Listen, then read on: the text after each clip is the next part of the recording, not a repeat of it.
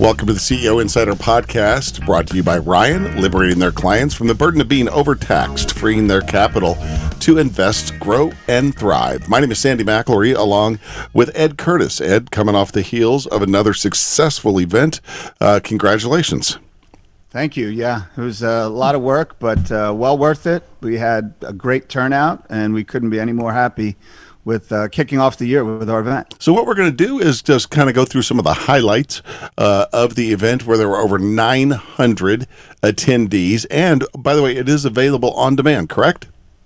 Yeah, people are still registering now. If you weren't able to make the live stream, you just go to our website, YTexas.com, go to the events tab. You can pull down and choose the virtual event and register and watch it on your time, for sure. And it was really looking where Texas has been, where it is now, and where Texas is going. And by all indications, things are good.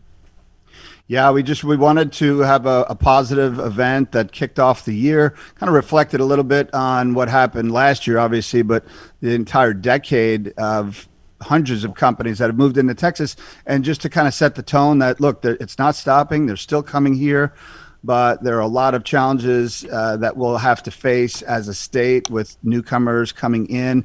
And we had great panel discussions and good feedback from a lot of leaders in Texas to kind of help frame that up.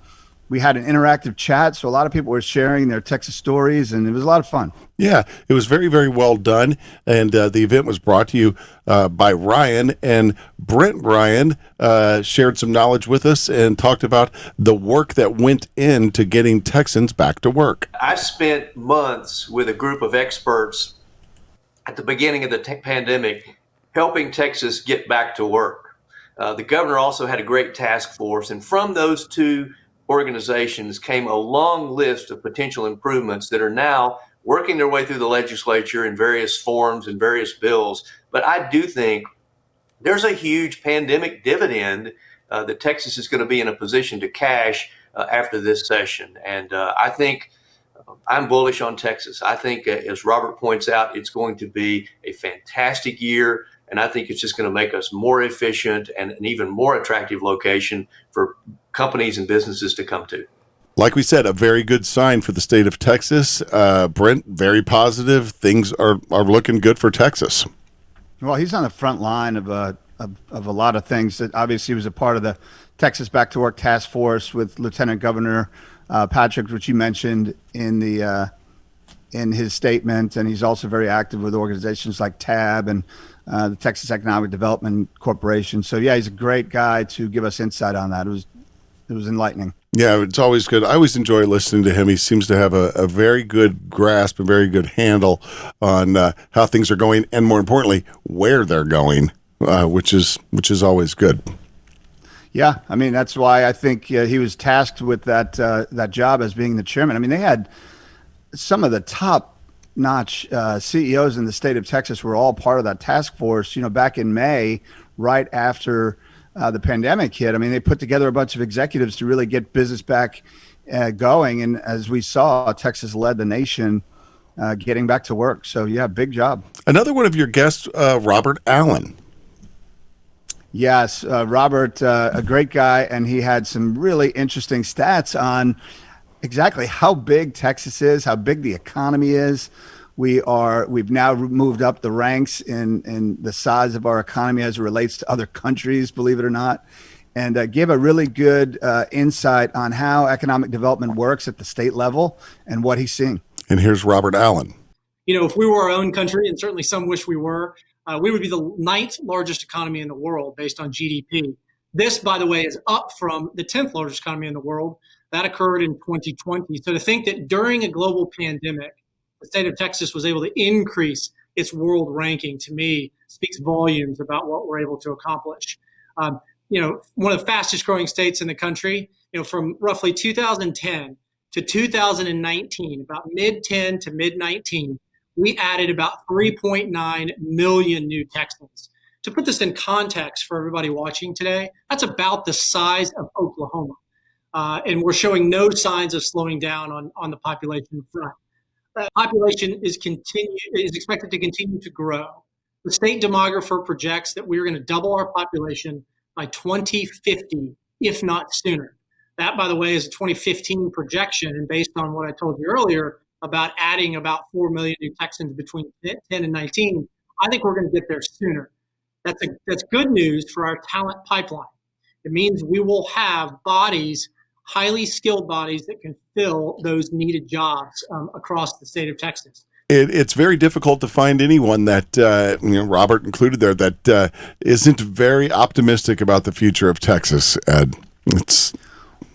Well, and some of the stats that he threw out were amazing. I mean, he had mentioned that by 2050, the population in our state is projected to double. Could you imagine? We're at almost 30 million people.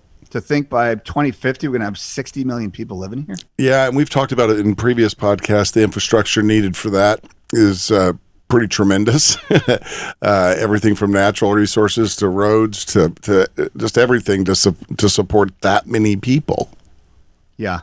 And I think and the Texas Economic Development Corporation, the Go Big in Texas campaign, is really tackling a lot of those issues. Great organization. I'm really happy that he educated people on kind of the economic development model in Texas, how it's a little bit different. It's just different, and our cities are very aggressive in recruiting new companies, and it was very helpful. I think to explain to people how it works. And one of those new companies is Pabst Blue Ribbon. We've had Matt Braun on our podcast in the past, but he was there as well talking about being in San Antonio, right? Yeah, remember we had him on the podcast. We sang the little PBR song. Yeah, what do you have? Right. I nudged him a little bit about Foster's. I said, how do you go from Foster's to PBR, man? Moving from Australia. He's a fun guy and a fun company. I mean, he talked a lot about how there are a lot of younger people moving here from LA, part of the Pabst Brewing Company relocation, and some surprising things that he had to say about their experience moving here. It's interesting. When you're pulling people from very high cost of living locations with high property costs, they land in San Antonio for the weekend. We've been doing look-sees, or people coming in for weekends to kind of experience the city. We're doing that all of this last year where we could, based on COVID restrictions. But they would land and they would get with a realtor and they would drive around and they were shook. We can afford a house. I mean, we've got people who have never owned or lived in a house before in their entire life, and they're in their 30s, and they're buying houses for the first time because they can afford it. And that sense of accomplishment that comes with that is unbelievable. Really grounds them and really makes them feel, they've arrived, and it's pretty unique and pretty cool. And they're proximal to the city here in San Antonio. We're getting people buying 1, 2, 3 bedroom homes, which are 10 minutes walk to the office. Matt's always a great guy to talk to, and it sounds like he and his people are really taking a liking to San Antonio. What's not to like about San Antonio, right? Well, he was talking about, if you heard him, he said it took him 6 minutes to ride his bike to work. Yeah. And I think the fact that they can all purchase homes, people in their 30s buying homes in San Antonio, it's a really nice story. And it's just good to hear. And you've got to listen to the whole thing, Matt, and that whole panel. They were a lot of fun. So definitely check out the full event if you haven't seen it or heard it. Yeah, and you can do that at YTexas.com. Yes, you go to the events tab and you pull down the launch event. You can register and watch it. Mm-hmm. Yeah, it's a great opportunity. Maybe you're probably at home, get some lunch, sit down, and just watch it. A lot of great information from some really smart people, some business leaders, thought leaders on business in Texas, and going along with that, Angela Vargo. Yeah, great story. JSX, formerly Jet Suite, relocated to Dallas-Fort Worth in, I believe, 2018. They're a private jet company. They operate just like an airline. So you book a flight, you jump on the plane, and you get to where you need to go. And they have major expansion plans in the state of Texas to connect all of the regions by jet at a very affordable price. And she had a great story. Well, we have 30 seats, and I think we are going to grow very, very quickly in 2021 because people are raring to go. Right, 2020 definitely people bought more online, they drank more, they did not fly. So we are glad to get back to growth, and you're going to look and see JSX expanding all over Texas with daily flights starting in the next couple of months. It's just going to be another option. So now you go from Dallas and Houston? Yeah, right now we're Dallas and Houston, Dallas to Vegas, and we also fly to Lajitas, which is in the Big Bend area. Okay, but the goal is to hit the whole triangle, The right? goal is to cover Texas. Some good information Angela's sharing. An important thing, going back to what we were just talking about just a little bit ago, with infrastructure that extends beyond the roads, but also, as Angela's doing, really changing the game as far as air travel. Yeah, trains, planes, and automobiles. Right. People need to get places, and this is a big state. Huge. Yeah. And we need more options, and the bus and the car, and obviously Southwest and big airlines are great, but this is an interesting approach, and I think it's going to go over well. The business community would love something like that. Oh, sure. Absolutely. If you can make their lives easier when people really get back to traveling again, the easier you can make it for people. I mean, that's probably a pretty good rule for everything, isn't it? Well, yeah. The easier you can make it. Oh, God, if that's not the lesson 101 from last year. Yeah.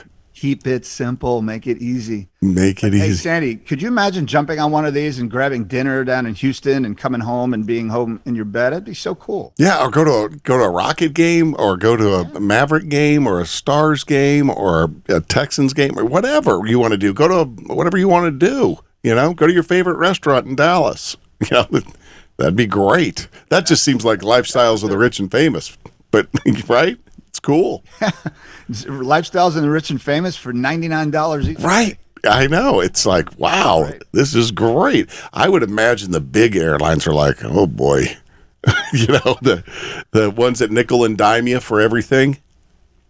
Yeah, well, it's the local. I think for Southwest and the others, it's the local travel. Yeah. And Southwest really hangs their hat on Texas, right? Getting around within Texas and the business traveler. Mm-hmm. So, look, Southwest is going to do. I know they're going to get out of this. We interviewed Gary Kelly, and I think they're in great position. But yeah, there's going to be competition. Sure. No question. Every industry is going to get disrupted, including airline. Don't forget that you can watch on demand. Go to the events tab at YTexas.com, and you can watch at your leisure. Robert Alvarez, an interesting story, right? Yeah, he told a funny story about how the company, two Aussies, showed up in Austin back in 2009. Were considering moving their company to either LA or Austin, and spent a couple hours and looked at each other and says, let's get out of here. There's nothing going on here. A bunch of, farm animals and horses. And they didn't understand Austin. And of course, today they're a publicly held company based in Austin, and a great story, funny story. I don't tell the story as well as they do, but they had their meetings in the Bay Area, and then they flew into Austin. And it's not the Austin airport today. It was the Austin airport, 10 years ago. And they got out of the airport, got about a mile down the road, and one of the founders kind of looked around and saw ranch land and trailers and, I don't know, animals. And he looked at the other founder and said, man, what are we doing here? Let's just turn around and go home. And the other founder said, no, let's go have these meetings. And thankfully they did. They got to downtown, and the number one thing that just blew them away was everyone they met with in Austin was so helpful and went out of their way to answer their questions. And if they didn't know the answer, they quickly introduced them to somebody who did. A one-day trip turned into a multi-day trip. And, when they compared that experience, when they compared the people, when they compared the interaction, in Austin versus what they were experiencing in the Bay Area, it was, it was night and day. In the Bay Area, it was people close to the vest and wondering why they're asking questions and not very helpful, and not having that kind of pay it forward attitude and mindset and graciousness. And to a person, everyone they met with was so gracious and so welcoming, and they just felt like home. And this is even before they kind of dug into all the benefits of setting up a business in Austin and in Texas.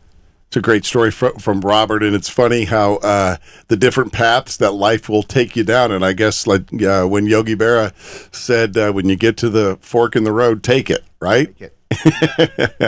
Yep. Exactly. You had we've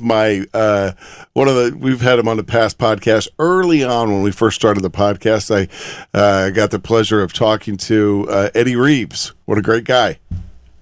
Yeah, Eddie, partner at Villanovo. He, I mentioned this at the event. He really nudged us to go to the extra mile and dig into education and workforce development. Mm-hmm. He and I got into a room and we kind of whiteboarded out what a foundation would look like. And now today we've got our foundation, lucky to him. And we had, two amazing students share their story, their experiences working through the YTexas Foundation, and very inspiring for sure. Look, neither one of you actually grew up with silver spoons in your mouth, right? Tell our audience just a little bit about your background personally and what drives you to want to be successful in business and in civic and whatever you end up doing. So I went to early college high school in Dallas, Texas. It's basically a high school placed in a college campus, and I graduated with my associate's degree before my high school diploma. And now I have a bachelor's in political science and a minor in sociology at 20 years old. I am 20 years old right now. And I look forward to being a lawyer soon. And I just want to really not limit myself. I want to reach to the stars. Awesome. Yeah, for me, born and raised here in San Antonio, first generation American in my family. My mother hails from Africa, my father from Pakistan. I'm one of the highest educated people in my entire family. My brother's soon behind me. He's got to have his PhD pretty soon, but he hasn't got that master's yet like I accomplished. And I have some short-term goals I'm trying to accomplish. My family has been in the C-store business for a long time. Right now, I currently manage a Valero, and my hopes and dreams are to own my own 7-Eleven franchise and keep giving back to this community. It's a good thing you and Eddie worked that out. Things are going very, very well with that initiative. Yeah, and these two students want to grow it and expand it, so we're really excited. We're gonna have a big leadership academy class, hopefully around the state, and these two guys, a guy and gal, are gonna kind of help accelerate that for us. So boy, that's fantastic to have a couple of ambassadors that have been down the road that can tell other people. That's great. The one thing I realized is that the networking piece is of most interest to them. Of course, they want to be mentored and they want to learn about how to be successful, but it's really getting those connections. I mean, that's all they say to me is, hey, when we graduate with that certificate, if you can get us in front of people that can help us get a job or meet the right people, that's very valuable to them. And then having them network with each other is fun. And just watching the two of them, the Dallas and San Antonio students, talking offline and learning about the different schools was kind of fun. So, yeah, I think it's going to be a great program statewide, which was always our goal. Yeah, I tell you what, Ed, I got to take my hat off to you. You definitely are out in front, towards the front of the pack when it comes to getting information out in a tough year in 2021. Being able to adapt, being able to pivot, and still getting some great guests, great speakers, and a great presentation. You're doing a fantastic job. Well, I mean, I appreciate that, and I think we're lucky to get a lot of these people to contribute. I think I've said this before, in normal times, maybe we wouldn't be getting so many leaders sharing how they see the future together in normal times. And then we've got some really great partners, DHD Films, Hussein and Shahzad Manji. Yeah. They really helped us pull this off. And I sat with those guys. I sat with those guys at the Relo Awards. Did you? Yeah, they've been a part of YTexas for a while, and we reached out to them last year and said, "Hey, man, we're in trouble. We need to figure this out," and they helped us figure it out. So fantastic! Just a good team effort, and we're excited. This event is the first of a few virtually, and if you remember last year, we only had about 600-700 people log on for a 4-hour event. Now we had 800-900 for a 1-hour event. So right, it's only going to get bigger. And you've got another big one coming. Yes, Tesla, the Tesla effect. I think this is going to be one of our biggest events, just for the name itself. But we've got Commissioner Aaron Demerson with the Workforce Commission, and we have confirmed that Tesla. We don't know who, but someone from Tesla will speak. and it's going to talk about the Tesla effect and how it's going to shape the future of our state. Nice. I'm looking forward to that. You also, I think, Ed, have found a diamond in the rough, a future star in Yana Kamakova. Yes. Yeah, Yana did a fantastic job.